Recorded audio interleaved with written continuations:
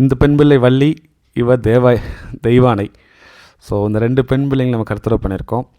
இவங்களுக்கு பேர்லாம் நம்ம தான் வச்சோங்க. அது போக உங்களுக்கு ஒரு நல்ல ஃபீடர்ஸ் இருக்காங்க, அவங்க தான் தூக்கி கொடுத்தாங்க.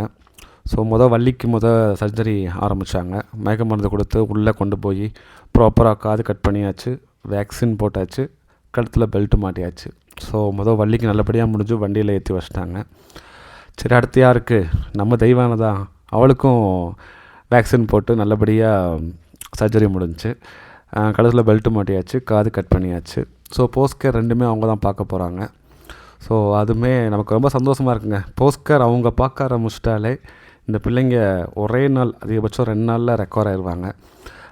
மாதிரி சர்ஜரிலாம் வந்து தையல் போட்டு பிரித்து அப்படிலாம் இல்லைங்க. இப்போலாம் கொஞ்சம் நல்லாவே அட்வான்ஸாக வந்துருச்சு. ஸோ பிள்ளைங்களுக்கு பெயின் ரொம்ப கம்மி தான், ரெக்கவர் ரேட் நல்லாயிருக்கும்.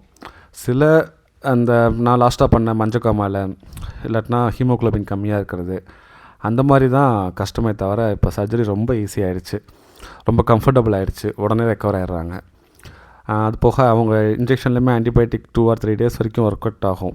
ஸோ அதனால் ப்ராப்ளம் இல்லைங்க. இப்போ வள்ளியும் தேவானியும் அவங்க வீட்டிலே போஸ்ட் கேர் பார்க்குறாங்க. ஸோ பாருங்கள், அவங்க வீட்டுக்குள்ளே இடம் இதெல்லாம் கிடைக்கணும் இந்த பிள்ளைங்களுக்கு. இந்த சந்தோஷம்லாம் சும்மா கடமைக்குன்னு பண்ணால் வராதுங்க, அதை உணர்ந்து பண்ணணும். அதுக்காக தான் இவ்வளவும் ஓடிக்கிட்டு இருக்கோம். மாற்றம் வருங்க, மாற்றம் ஒவ்வொருத்தராக மாறினா மட்டும்தான் மாற்றம் வரும். அது நடந்துகிட்ருக்குங்க, பார்க்கவே சந்தோஷமாக இருக்குது. இப்படி தான் நான் எதிர்பார்த்தேன், இப்படி தான் இருக்கணுங்கிறத நான் முடிவு பண்ணி பல வருஷம் ஆச்சு. இப்போ நடந்துகிட்ருக்கும்போது மனசு அவ்வளோ சந்தோஷமாக இருக்குது.